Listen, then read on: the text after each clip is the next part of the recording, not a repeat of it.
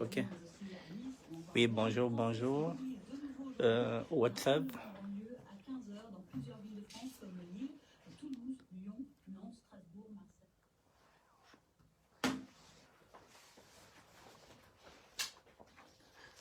Bonjour, bonjour, monsieur, dame. Je commence dans 2 minutes, s'il vous plaît. Juste le temps que je m'installe. Dans 2 minutes, je commence le direct. 2 à 3 minutes. Merci.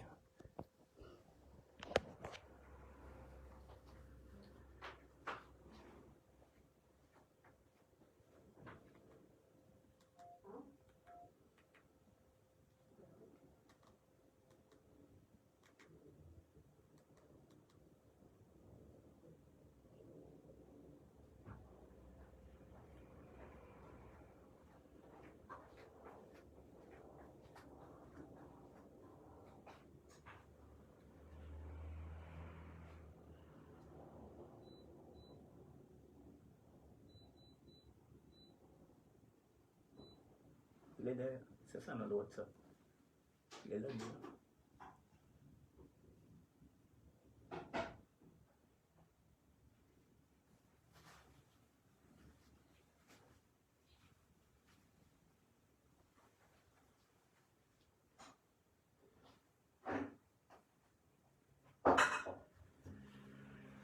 ça retarde comme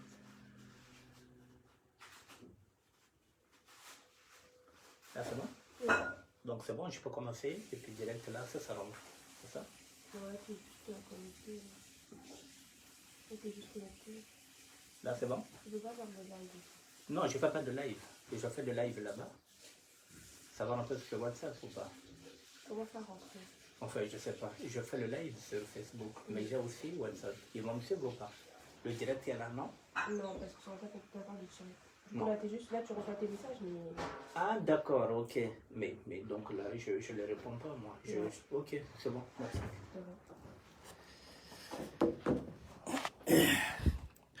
Oui, bonjour, bonjour, bonjour. J'avais dit que je vais commencer dans 2 minutes. Je suis en direct, oui, ok. Je vais commencer. Je vais commencer dans 1 minute. Nous y sommes. Excusez-moi. Oui, c'est bon. Je peux commencer avec un retard de 5 minutes. Oui, bonjour, monsieur, dame. Comme j'avais dit, pour évangéliser, bon, j'enlève toujours mon chapeau. Bonjour à tout le monde. Bonjour, bonjour. Bon, j'ai dit qu'aujourd'hui, enfin ce matin, j'ai publié sur ma page Facebook que je devrais développer 3, on ne peut pas dire 3 thèmes, ce serait un thème, mais sur 3 orientations. Voilà, je vais parler de mon appel du 8 novembre 2014. Lorsqu'il y a un appel, comme disait l'apôtre Paul, sur lequel je m'inspire, lorsqu'il y a un appel, il y a une révélation. Et qui dit révélation, dit également mission. Donc, aujourd'hui, je vais développer mon appel du 8 novembre 2014, la révélation du 8 novembre 2014 et ma mission du 8 novembre 2014. Mais avant de développer cet appel, il faut que je passe déjà par des faits qui ont conduit cet appel-là le 8 novembre. Donc nous arriverons au 8 novembre à 2 h du matin où j'ai eu l'appel, la révélation et puis la mission. Mais avant d'en arriver là, je vais brosser quelques faits.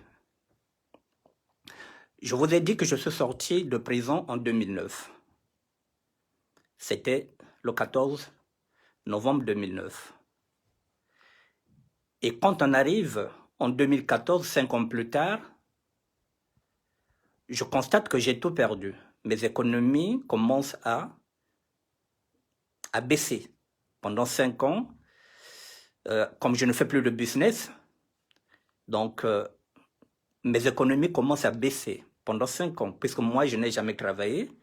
Voilà, donc je n'ai pas d'aide, je n'ai rien. Donc je ne vivais que du business. Donc j'avais aussi mes économies. De 2009 à 2014, 5 ans plus tard, je constate que mes économies sont en train de baisser. J'essaie de faire des placements au niveau du Congo-Brazzaville. Vous savez comment ça se passe en Afrique quand vous faites des placements en Afrique.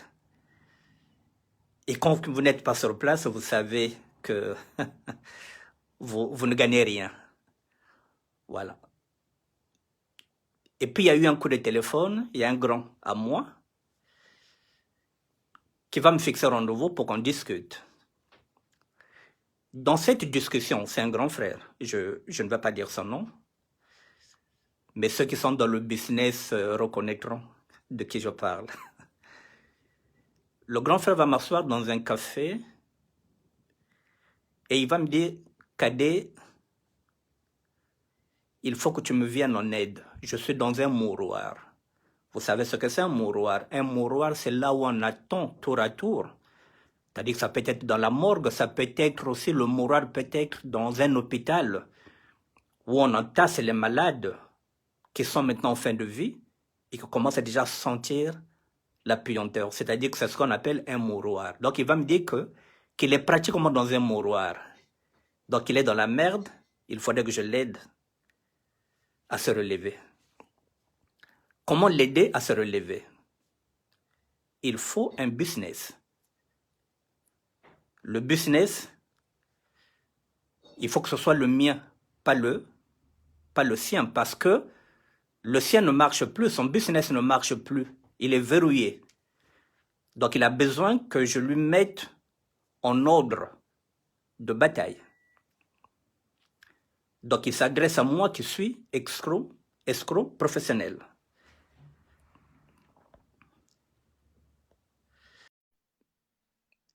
Il s'agit, excusez-moi,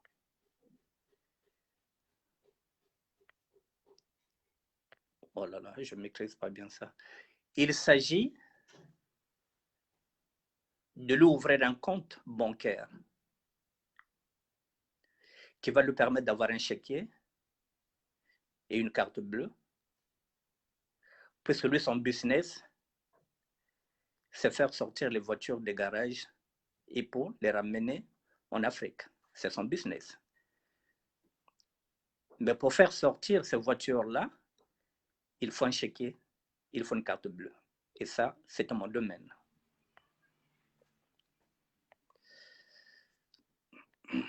Alors, il faut investir. Et il n'a pas l'argent pour investir. Moi, il me reste encore un peu de finance. Excusez-moi. Il y a quelqu'un qui me demande de l'inviter sur... OK. Maintenant, il a besoin d'un chéquier, il a besoin d'une carte bleue. Je vous ai dit que moi, j'avais déjà décroché depuis 2009, quand je suis sorti, donc nous sommes en 2014.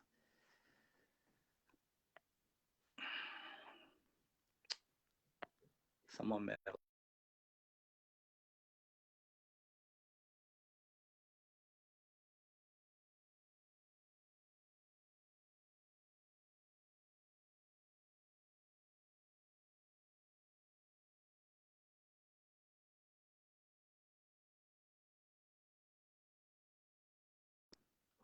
Je vais jouer le jeu, je vais investir. L'investissement, bon, ceux qui connaissent, ceux qui sont faux et en usage de faux documents administratifs savent que il faut une pièce d'identité. Donc la pièce d'identité, on utilise souvent un passeport. Et le passeport, il faut l'acheter. J'ai acheté un passeport, il faut mettre les bulletins de paye. J'ai mis 3 bulletins de paye. Je vous mets tous ces détails-là. Il faut 3 fiches d'imposition. J'ai mis les 3 fiches d'imposition. Donc, nous sommes dans le faux document administratif. Et lorsque tout ça est en place, il faut maintenant chercher une banque fiable où je vais faire rentrer ce grand frère-là pour qu'il aille ouvrir un compte. C'est en ce moment-là, puisque j'avais déjà perdu la main pendant 5 ans, je vais faire appel à un petit à moi. Il est de la République démocratique du Congo. Celui-là, je peux le citer parce que oh, Bengue Yonke, Babanga Makambote. Donc, ce petit-là s'appelle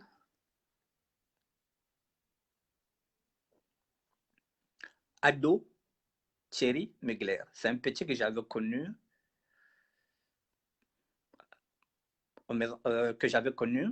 à la santé en 2005. Il était avec moi dans la même cellule avec un Camerounais. Donc, ce sont des contacts que j'avais déjà eu en prison. Donc, Thierry Ado Mugler était avec moi dans la cellule en 2005.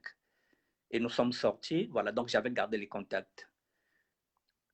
Thierry Ado va me dire que vieux, je connais un endroit, c'est dans le 91. Je ne vous dis pas la poste, c'est dans le 91. Et nous sommes partis, j'ai regardé l'endroit, c'était une banque postale. Et c'est là-bas où j'ai amené le grand pour ouvrir le compte, parce que Thierry m'avait dit que bon, quoi n'est pas pépélé. C'est-à-dire que cette banque-là, c'est jouable. Le grand, nous sommes partis, il a ouvert le compte. Comme ça se fait, voilà, le banquier n'a vu que du feu. Le compte a été ouvert. Au bout de 2 semaines, nous nous sommes retrouvés avec un chéquier, avec une carte bleue. Et c'était maintenant à moi de jouer. Il fallait maintenant que je fasse maintenant des crédits pour avoir une grosse somme qui ressemble moi à 50 000 euros. Parce que le but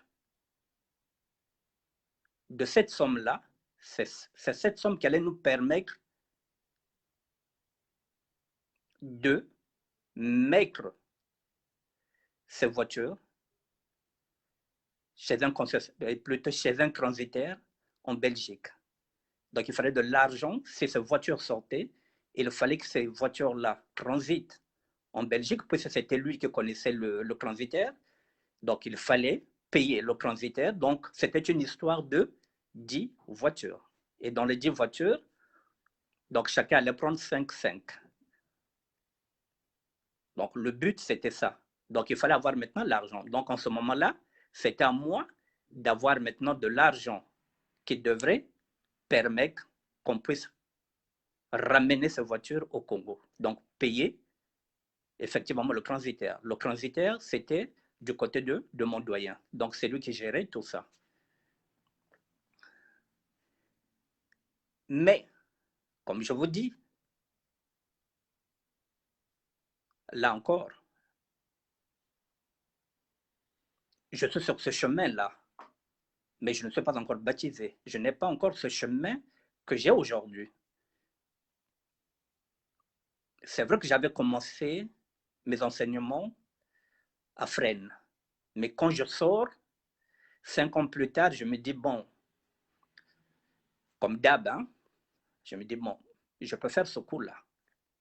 Comme on dit, le dernier coup. Mais les choses ne se sont pas passées telles que je le voulais. Au lieu, par exemple, d'avoir une grosse somme de 50 000 euros, nous avons eu quoi? Peut-être 8 000 euros. Le business a capoté. La main de Dieu était déjà là parce que j'étais déjà en crainte de mentir ma promesse que j'avais faite en prison que si je sors de là, Seigneur, si tu me sors de la prison, je te servirai. Pendant 5 ans, j'avais tenu le coup. Il a fallu que quelqu'un vienne me dire que mon cadet, je suis dans le mouroir. Nous sommes repartis, donc nous avons gagné au moins 8 000 euros.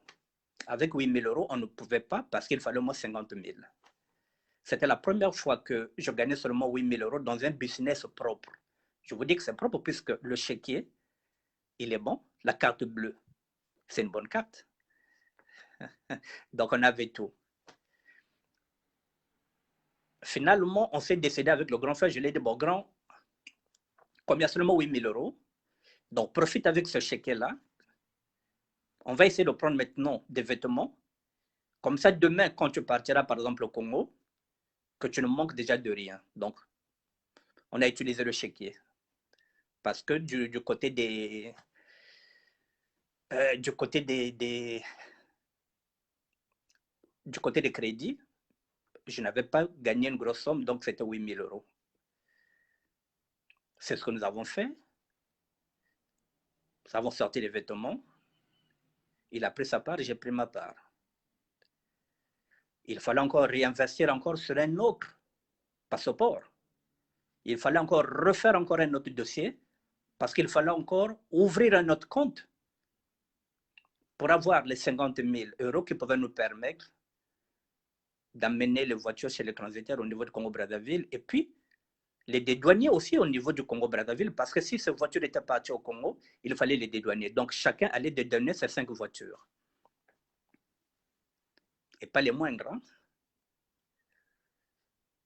J'ai refait encore un autre passeport. 3 bulletins de paye. Une quittance d'EDF. 3 fiches d'imposition. Toute la panoplie d'un escroc. J'ai tout mis là. En ce moment-là, je loue la chambre chez la sœur Dieudonné à Sarcelles, la maman de Stémer. C'est là que je loue la chambre. Donc j'ai ramené tout ça. Et effectivement, maintenant, on arrive le 8 novembre. C'est ce que j'appelle maintenant l'appel. Nous sommes le 8. Et le 8, la nuit, je me décide, je me dis, nous sommes deux paumés, le grand et moi. Je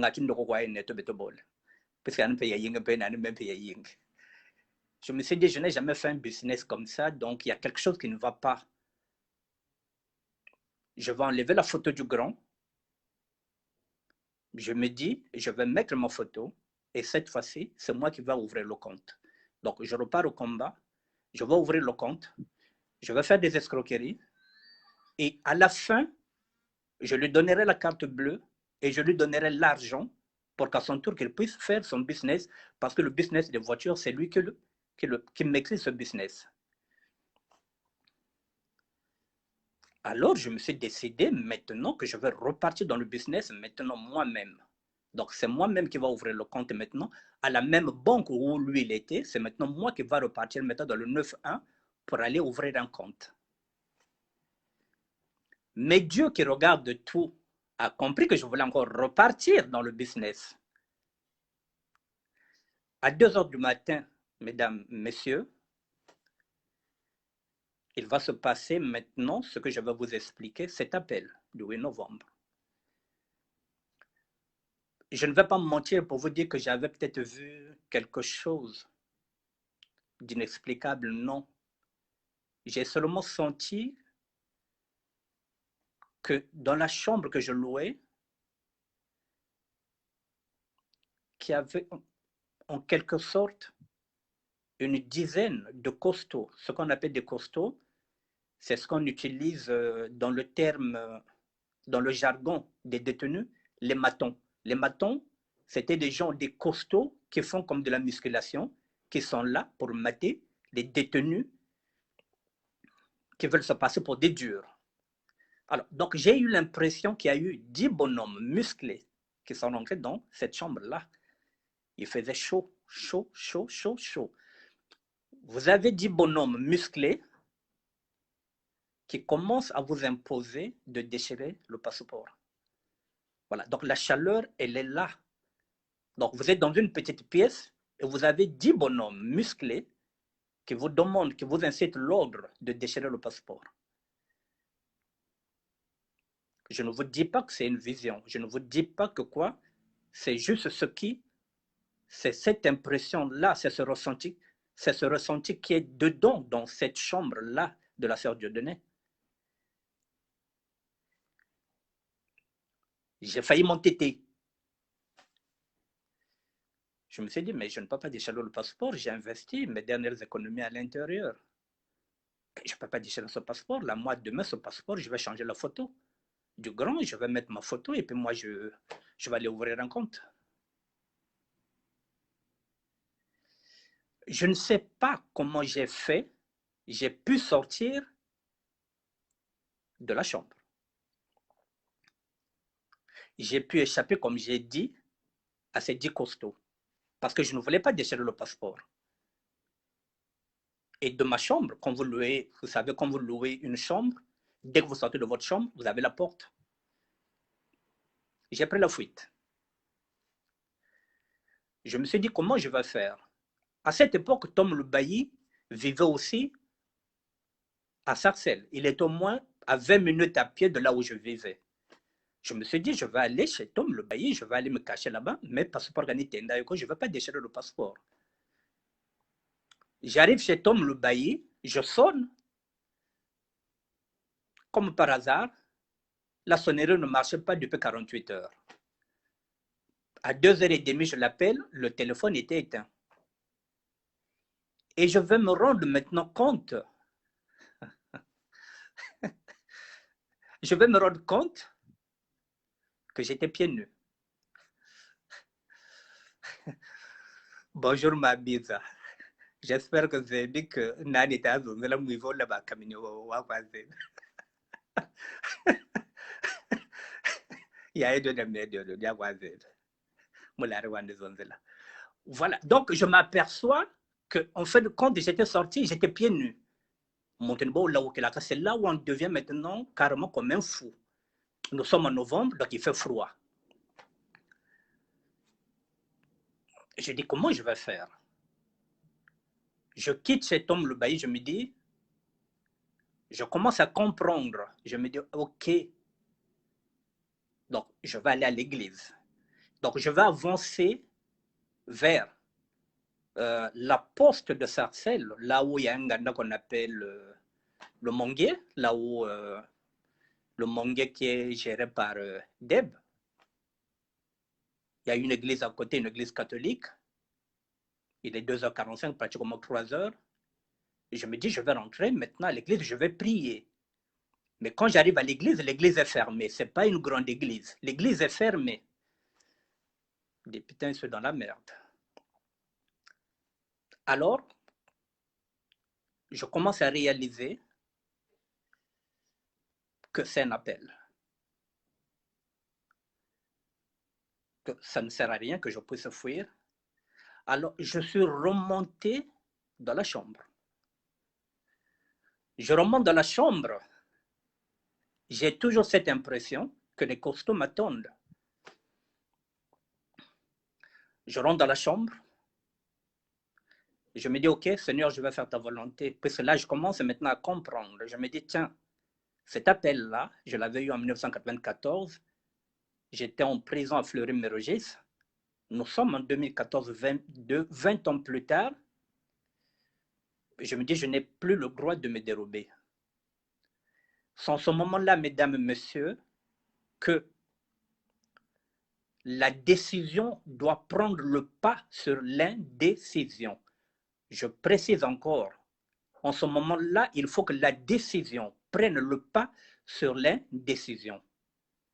Vous vous décidez maintenant, je me dis, ok, je vais le faire. J'ai déchiré le passeport. Mais le feu est toujours là. Le feu me ramène maintenant vers les bulletins de paye. J'ai déchiré les 3 bulletins de paye. J'ai déchiré la quittance des dettes que j'avais préparées. J'ai déchiré les 3 fiches d'imposition que j'avais préparées pour faire des escroqueries. J'ai tout déchiré. Donc, comme on dit, l'investissement que j'avais fait était parti dans l'air. Donc, tout était déchiré. Tout le business était déchiré. Et c'est en ce moment-là que j'ai senti comme si la porte était ouverte et que maintenant, parce que j'étais en train de transpirer, je suyais, j'ai senti qu'il y a des pas, que ces 10 costauds étaient partis. Je ne vous dis pas que j'avais vu une lumière, que j'avais vu quoi que ce soit. Non, je n'ai pas vu Dieu, mesdames, messieurs. Une impression des costauds. Donc, vous voyez, quand vous investissez, Dieu aussi est violent parce qu'il savait que s'il n'amène pas cette violence-là, je n'allais pas déchirer mon investissement, j'allais repartir dans le business. Là, nous sommes dans l'appel. Et après l'appel, vient maintenant la révélation. La révélation, c'est laquelle? Au moment où je suis en train de reprendre mon souffle, de réaliser tout ce qui venait de se passer, la révélation est là. La révélation, Dieu me demande de demander pardon à 7 personnes. 7, je dis bien 7. J'ai pris un stylo et j'ai noté les noms de 7 personnes qu'il me demandait de demander pardon. Je vais vous donner 5 noms, les 2, je ne vous les donnerai pas. J'ai écrit le premier nom, c'était mon propre défunt grand frère, King Fabrice. Je vais vous expliquer qu'est-ce que le pardon. Le deuxième, il y avait mon grand qu'on appelle Roger Steph Loubaki. Le troisième, Constant de Rebec. Constant de Rebec, c'est le petit frère de Majesté Joyce, le mannequin international. Le quatrième nom, c'est la mère de mes enfants. Le cinquième nom, c'est José Lupin, un ami à moi qui vit à Meaux. C'est le mari de Irma. Les 2 autres noms, je ne vous les donne pas parce que ces 2-là, je ne les ai pas demandé pardon. Je vous dirai aussi pourquoi. Il y a eu 5 noms. Il y a eu 7 plutôt, 7 noms. J'ai pris tous ces noms-là et j'ai marqué. À 5 heures, quand on arrive à 6 heures, il y a quelqu'un qui vient toquer, qui sonne en bas. Je vais regarder dans la porte. Comme par hasard, c'est Majesté Joyce, le mannequin international, qui avait des bricoles dans les parages à 7 heures, mais qui s'était dit qu'il passe d'abord me voir, qu'on essaie un peu de discuter de tout et de rien, avant qu'il commence ses bricoles à 7 heures. Majesté viendra, il a été le premier que j'avais montré ma révélation. Je lui ai dit, petit, tu vois ce qui s'est passé, voilà. Donc, Dieu me demande de demander de pardon à ton petit frère. Voici la liste. Majesté était la première personne. Il m'a dit que non, mon cadet il est en Belgique, il va rentrer dans 48 heures. J'ai attendu 48 heures après. Je suis parti voir Constant de Rebec chez lui, en face de sa femme. Plutôt, non, je dis en face à sa femme, Christiane. J'ai demandé pardon à Constant de Rebec. Mesdames, Messieurs, je précise, lorsqu'on demande pardon, on demande pardon parce que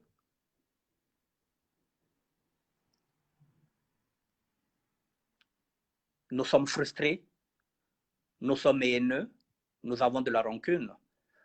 Parfois, on croit qu'on demande pardon, on se dit que non, mais pourquoi je vais aller demander pardon alors que j'ai raison? Parfois, on n'a pas raison, parfois, on croit qu'on a raison. On peut demander pardon à quelqu'un qu'on a frustré.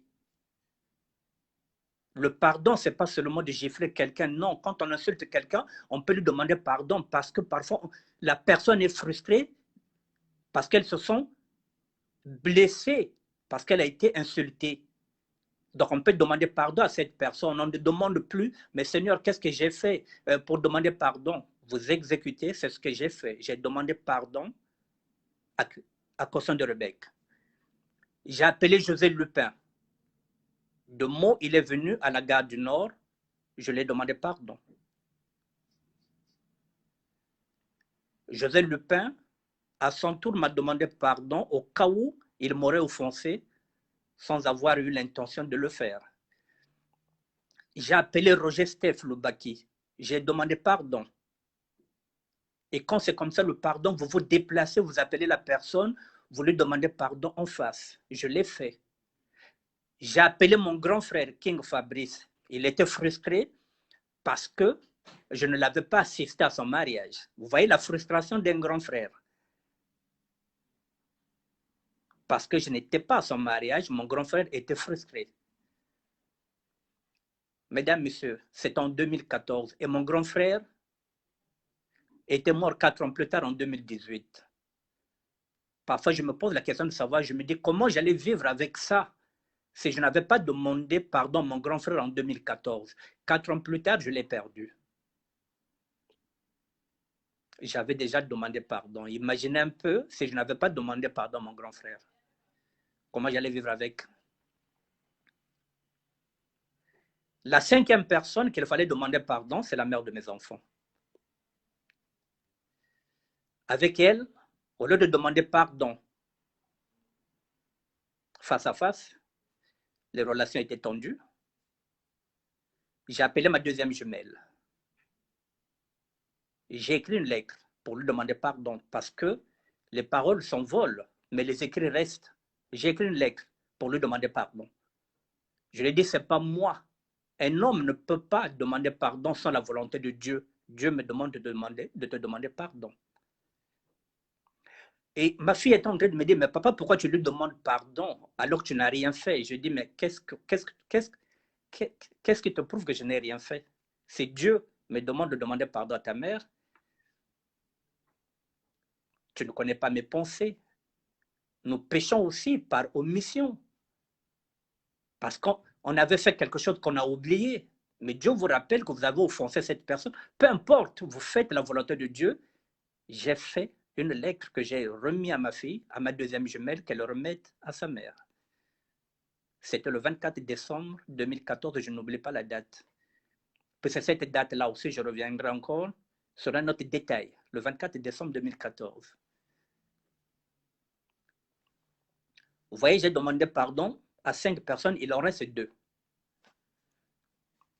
Les 2 qui restaient, je ne vous donne pas les noms, il y a un qui est en prison, donc je ne peux pas lui demander pardon, et il y a un qui est au Congo-Brazzaville. C'est en 2014, hein, mesdames, messieurs. Nous sommes en 2020. Mais depuis là, j'ai été enseigné.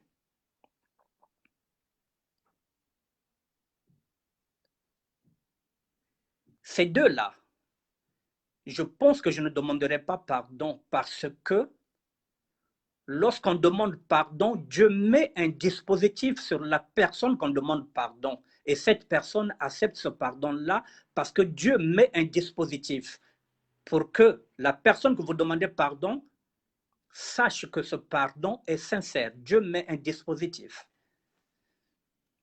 Et les 2 autres, Dieu n'a pas mis un dispositif, ce qui revient à dire que ces personnes-là ne sont pas prêtes d'accepter ce pardon-là. Ils vont prendre ça, comme une blague, comme si rien n'était. Le dispositif n'est pas encore là. Donc, je ne demande pas pardon à ces 2 personnes. C'est pourquoi je ne cite pas leur nom, mais il restait 2 personnes. Il faut que Dieu mette un dispositif pour me dire, tu peux maintenant demander pardon. Le pardon sera recevable. Parce que ça ne sert à rien de demander pardon à une personne qui n'est pas prête à accepter le pardon. Voilà, ça, j'ai été enseigné par rapport à ça. C'est pourquoi je vous avais dit que ça fait partie des clés qu'on vous donne. Donc le pardon, il faut que Dieu mette un dispositif parce qu'un être humain ne peut pas pardonner. Nous sommes fiers, nous avons de la haine, nous avons des rancunes. Nous sommes blessés, nous sommes fiers de nous-mêmes qu'on trouve que demander pardon, c'est s'humilier. Non, demander pardon, c'est pourquoi je dis, pour demander pardon, Dieu met un dispositif. C'est ce dispositif qui nous permet d'aller vers l'autre. Et l'autre accepte ce pardon parce qu'il est sincère, parce que Dieu est au milieu. Je vous ai parlé de l'appel. Je vous ai parlé de la révélation.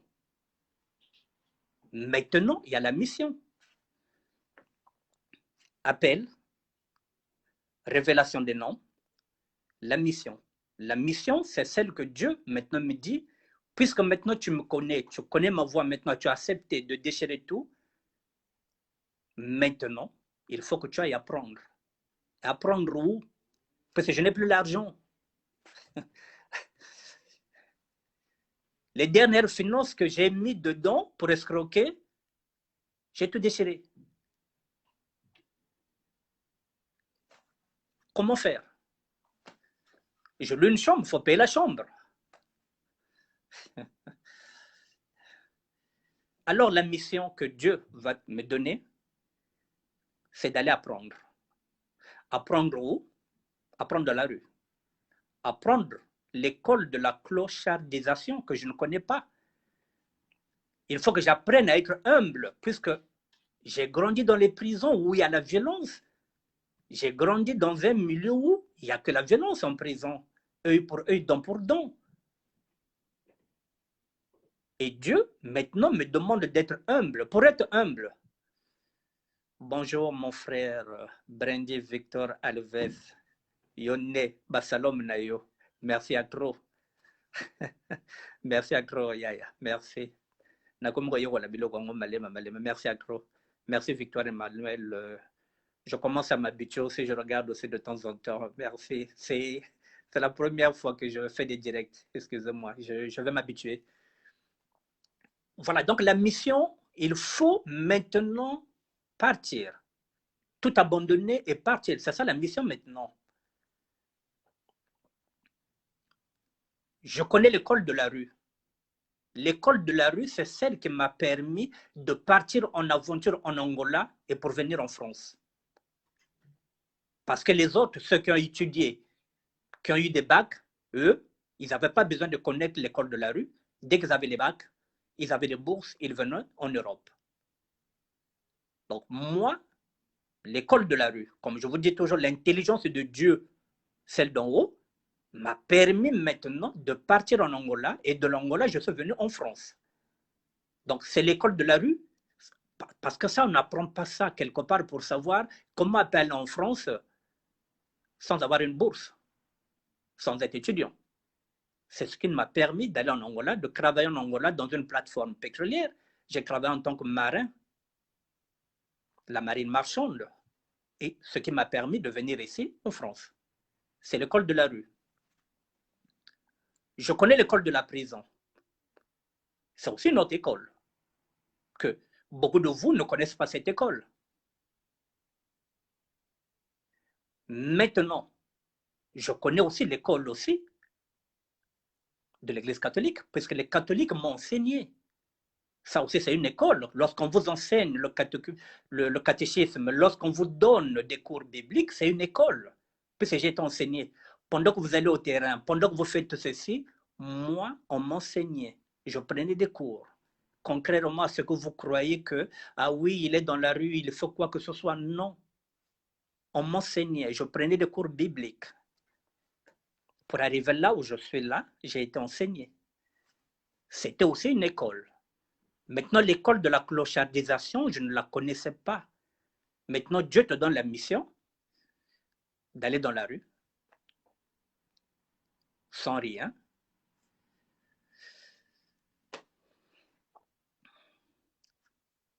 C'était le 8 novembre. Alors, j'ai appelé mon grand frère, King Fabrice, parce que lui, comme j'ai dit, il allait être prêtre. Il avait raté sa vocation. C'était un appelé, pas un élu. Je lui ai dit, grand, maintenant, moi, je commence à partir vers Dieu. Il faut que tu m'accompagnes maintenant à l'église de Sarcelles. Parce que quand j'étais en prison, lorsque les aumôniers m'ont appris, ils m'ont dit, si l'appel de Dieu vient, nous ici, en prison, on ne peut plus te suivre, puisque nous sommes des aumôniers. Dans ce cas, il faudrait que tu ailles voir les prêtres dans une église catholique. Alors, avec mon grand frère, nous sommes partis voir le prêtre qui gère l'église catholique de Sarcelles, à côté de la Poste, à côté du Monguier. Nous sommes partis avec mon grand frère. Je suis parti, on a vu le prêtre, je l'ai dit, ce que j'avais vu, et je voulais rentrer maintenant dans cette paroisse-là, servir Dieu, quitte à balayer, quitte à chanter. Je vous dis que nous sommes le 9 ou bien le 10 novembre. Le prêtre va me dire quoi? Il va me dire, mais oui, mais monsieur, vous savez, moi j'ai beaucoup de travail, donc nous allons préparer décembre et janvier, je serai peut-être fatigué, il y aura peut-être donc vous revenez en février. En février, j'ai dit au prêtre, mais mon père, moi je suis malade, je ne me sens pas bien. J'ai pas bien dormi, on m'a cassé la gueule là-bas par 10 costauds. Je viens vous voir, vous êtes médecin de Dieu, et vous me dites de revenir en février. Mais vous me donnez quoi comme ordonnance, comme calmant? Est-ce que vous avez une prière à me donner pendant ce temps que je vais prier jusqu'en février pour savoir ce qui m'arrive? Il me dit, mais monsieur, moi j'ai beaucoup de travail, vous savez, donc vous revenez en février. Les catholiques. Mesdames, messieurs, si les églises de réveil, je dis bien si les églises de réveil, s'ils étaient sérieux, aujourd'hui personne ne serait plus dans l'église catholique. Je dis bien, moi qui vous parle, je suis chrétien catholique.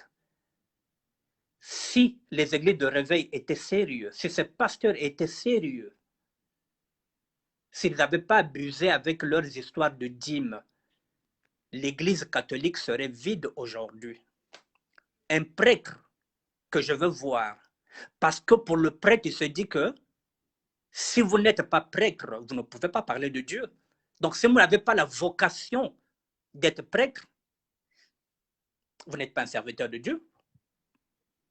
Il vous néglige. Puisque vous n'êtes pas passé par ce sacerdoce-là. Pour lui, non, vous pouvez attendre. Donc, je vais attendre. Attendre quoi? Du 9 novembre, et il me donne rendez-vous en février. J'étais dégoûté. Je suis sorti là-bas avec mon grand frère, dégoûté. Nous sommes le 10 novembre. Alors, je vais faire quoi? Je vais attendre. Je loue une chambre. La chambre, il faut la libérer le 5 décembre. Puisque je louais du 5 au 5. Le temps de me préparer, je suis arrivé au 14 décembre. J'ai même dit à la sœur Dieudonné, je lui ai dit, bon, la sœur, moi je m'en vais, je vais laisser ta chambre, je vais partir parce que je n'ai plus l'argent pour payer la chambre. Donc, je vais te payer, puisque je suis jusqu'au 14, je vais te payer tes 1 mois et je vais te payer les 9 jours que j'ai pris comme supplément. La sœur m'a dit non, Pang. À mes 9 jours, c'est rien. Parce que tu as été correct. Tu m'avais dit que tu partais, il n'y a pas de problème, tu vas partir. Je ne vais pas te taxer les 9 jours. Paye-moi mon mois. J'ai payé. Donc la sœur Dieudonné avait refusé de me taxer 9 jours de plus. Donc le 14 décembre, je vais appeler, c'est mon templaire. Je lui dis, petit, viens me voir, mais sans que je lui dise que je m'en vais. J'ai appelé vieux français, Mfomo Bologna. Je lui ai dit, bon, petit, moi, je commence à partir, j'ai trouvé une grande maison, donc j'ai trouvé une chambre et un salon. En fait, quand j'avais menti, j'avais 5 euros qui me restaient. J'ai payé le loyer me coûtait croissant, j'avais 5 euros. C'est moi est venu me voir, c'est parti manger un grec. À la poste encore de Sarcelles, c'était le dernier grec que j'avais mangé. Je n'oublie pas, c'est moi qui m'avais complété 1 euro pour boire un coca avec. J'ai appelé Tom le bailli, j'ai mis mes affaires dans le box. Vous savez la suite, c'est là où maintenant, la première nuit, je l'ai passé dans le box de Tom le bailli. Vous savez ce que c'est un box? Il faisait froid, ça caillait, et puis le lendemain, j'ai commencé à appeler le 115. Parfois sans succès, parfois avec succès, vous savez. Le plus difficile sur ce chemin, c'est qu'à l'époque, il fallait appeler le 115, il fallait être dans une cabine. Je vous parle de 2014.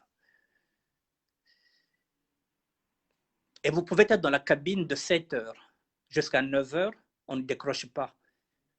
Vous êtes gelé, même vos couilles. Excusez-moi le terme, s'il vous plaît. Et au bout de 2 heures, on vous dit qu'il n'y a pas de place. Alors que pendant 2 heures, vous étiez dans une cabine.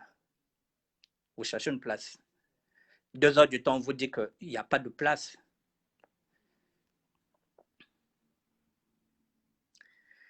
Il y a des moments où j'ai failli craquer, où je me suis dit que je suis mieux en prison, parce qu'en prison, je suis nourri, logé.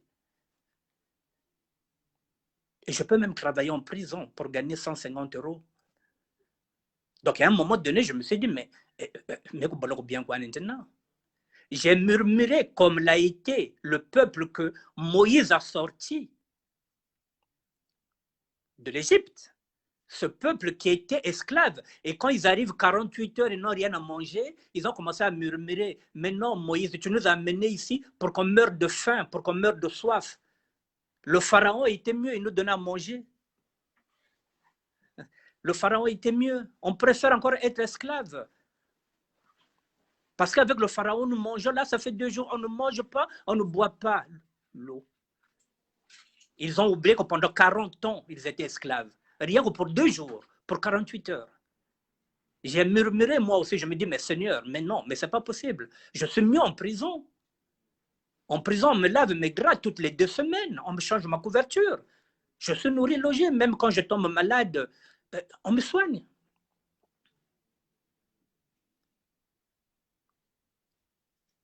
Et le baptême, c'est lequel? La première fois que le 115 va me donner une chambre, ça se trouve à l'hôpital Chenevière. Chenevière, ceux qui connaissent, c'est à côté de Champigny.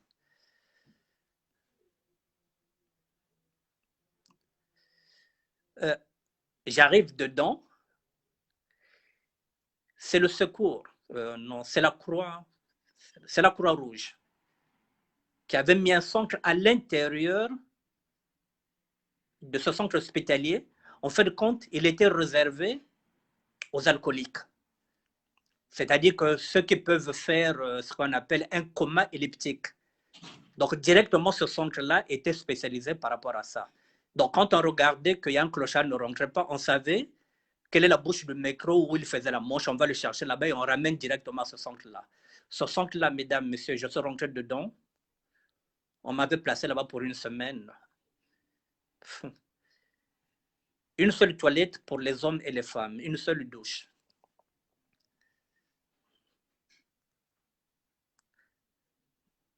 Et comme vous avez des clochards qui sont là-bas, qui font 15 jours, qui ne se lavent pas, un homme, ça pue déjà. Et quand une clocharde de femme fait 15 jours sans se laver,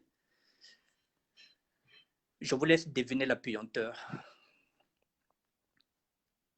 Et ce jour-là, j'ai croisé Aimé Maté Gautran, qui sortait de cet hôpital-là parce qu'il était parti voir une amie qui était malade. Nous nous sommes croisés. Je lui ai dit non. Moi aussi, je suis en train d'aller voir quelqu'un au fond. J'avais menti. C'est là-bas où j'ai commencé à dormir pendant une semaine. J'ai vu des os aux urgences de Kremlin-Bicêtre qui était venu accompagner peut-être sa, je ne sais pas si c'était sa femme ou bien sa sœur.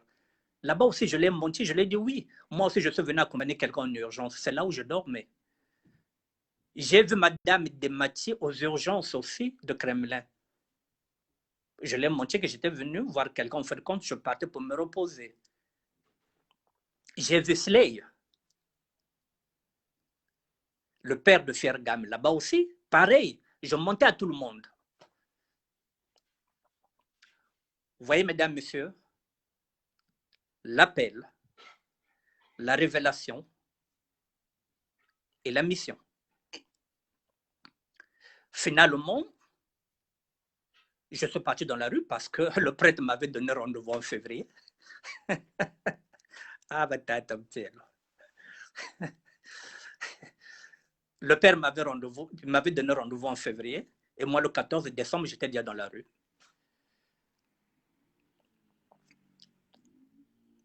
Et puis, j'ai appelé Nati et Briette. Nati et Briette a fait des courses. Elle m'a donné des courses. C'est elle qui m'a donné la Bible. Comme je n'avais rien à faire de mes journées, avec la Bible que Nati m'avait offerte, j'ai repris la Bible du début jusqu'à la fin. j'ai pris le temps de relire la Bible. J'ai fait 1 année pour relire la Bible. Mais je ne comprenais rien. Alors, Dieu va m'éclairer, il va me montrer un pasteur. Excusez-moi, je regarde l'heure.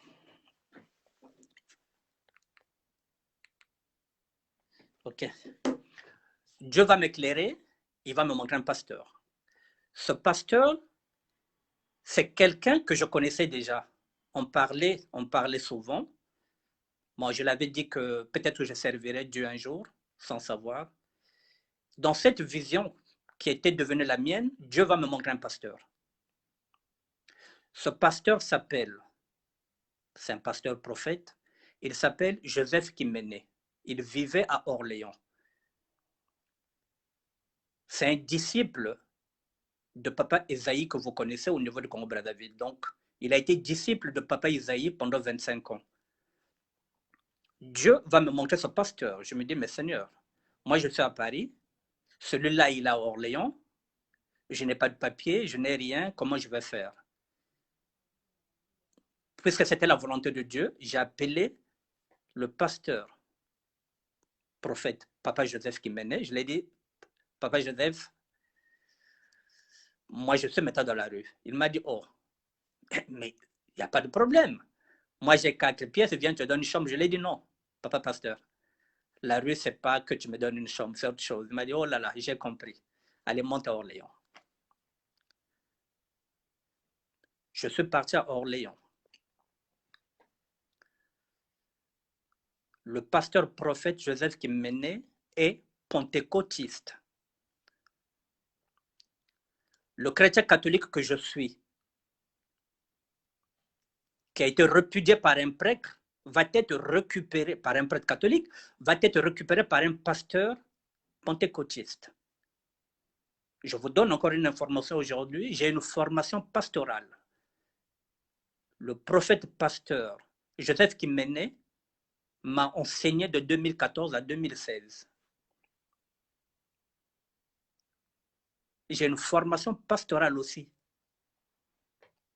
J'ai été formé par un pentecôtiste, lui-même disciple de Papa Esaïe.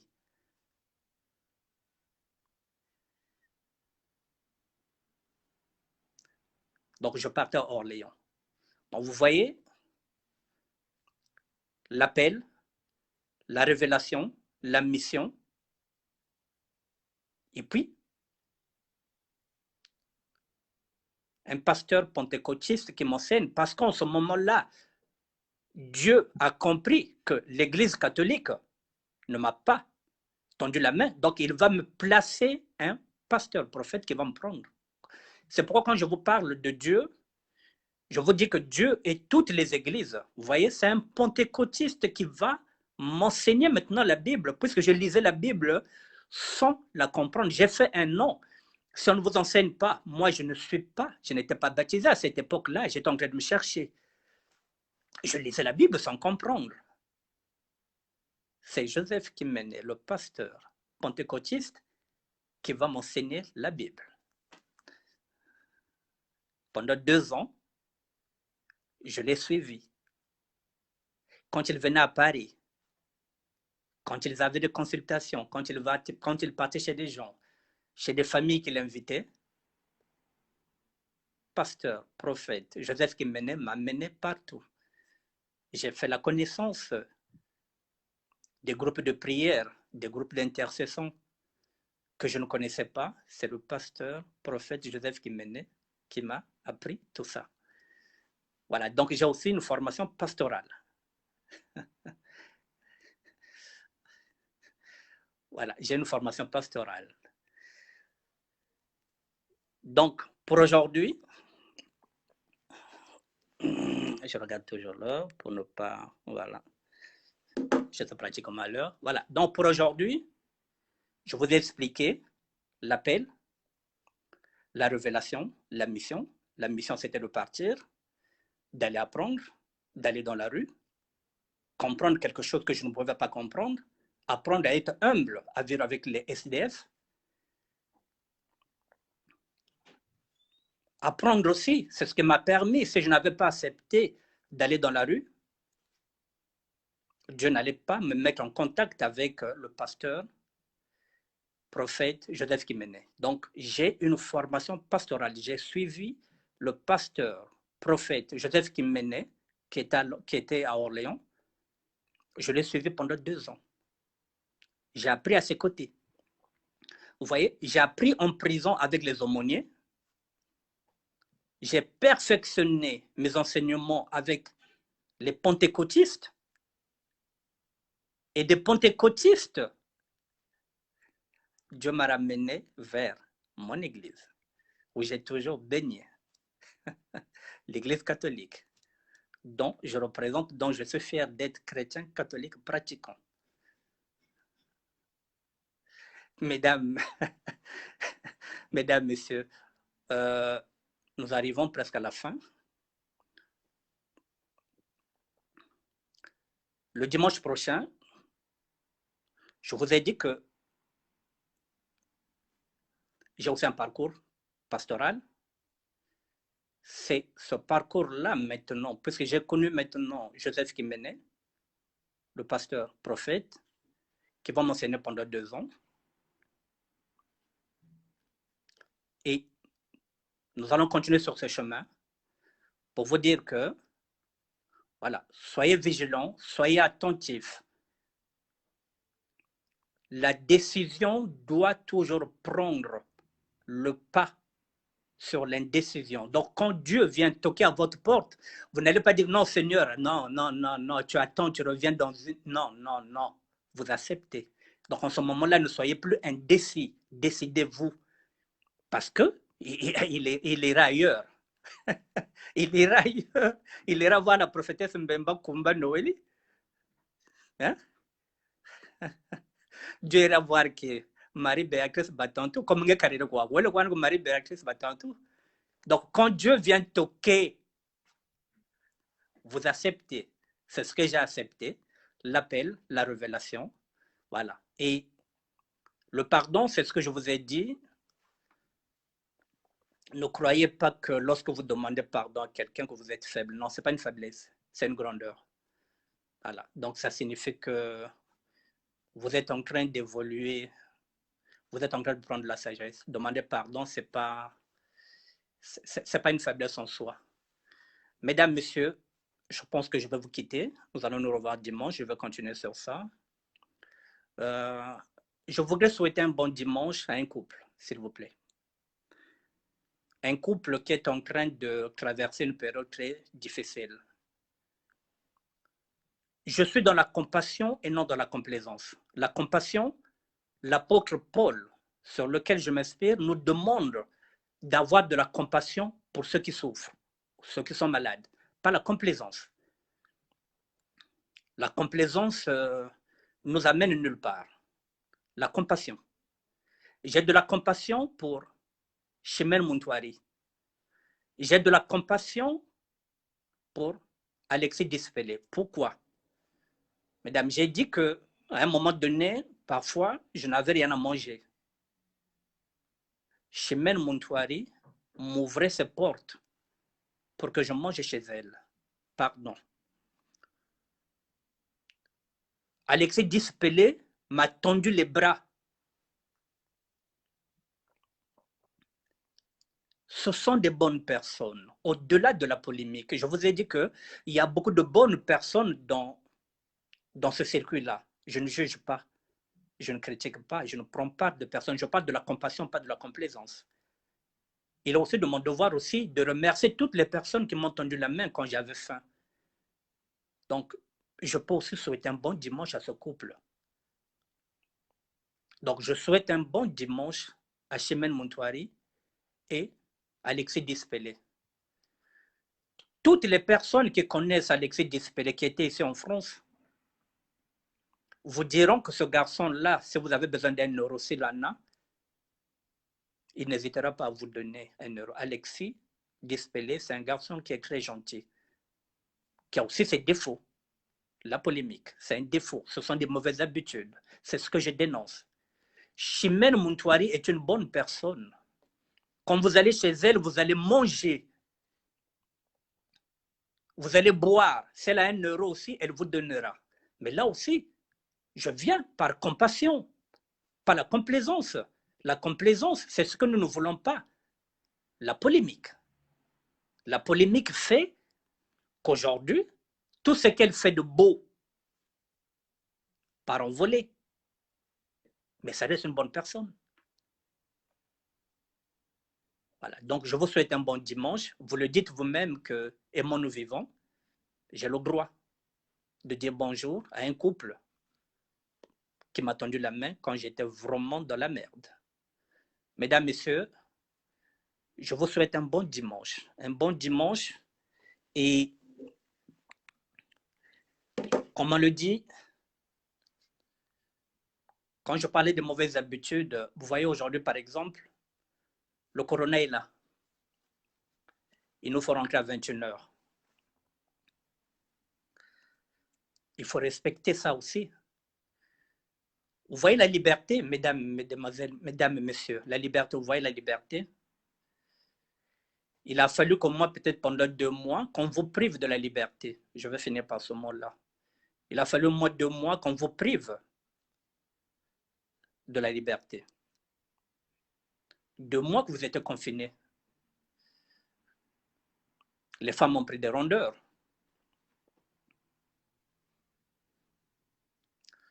Il y en a qui voulaient même se suicider, qui n'arrivaient plus. Vous voyez la liberté? Vous la savourez le jour où vous la perdez. Vous savourez la liberté le jour où vous la perdez. C'est-à-dire que le jour où on vous arrête, où vous êtes en prison, et que vous rentrez à 19h, on ferme la clé de la cellule. On l'ouvrira demain à 6h. Pendant au moins 4 ans, 5 ans, on vous prive cette liberté-là. C'est en ce moment-là que vous savourez la liberté, vous vous dites, mais tiens, mais je viens de perdre la liberté. La liberté, on la savoure une fois qu'on la perd. Vous voyez là, lorsqu'on rentre à 21h, c'est une forme de liberté que nous sommes en train de perdre. Et si vous ne voulez pas qu'on perde cette liberté-là et qu'on puisse rentrer à l'heure qu'on veut, on doit respecter les gestes barrières. Sinon, cette liberté de 21h risquera encore de nous coûter une nouvelle vague de reconfinement. Mesdames, Messieurs, je vous souhaite un bon dimanche et à nous revoir dimanche prochain, si Dieu le veut, parce que c'est lui qui nous donne le souffle de vie. Merci à vous. Allez, Djananouka. Que la paix du Seigneur soit avec toi. Merci. Allez, au revoir.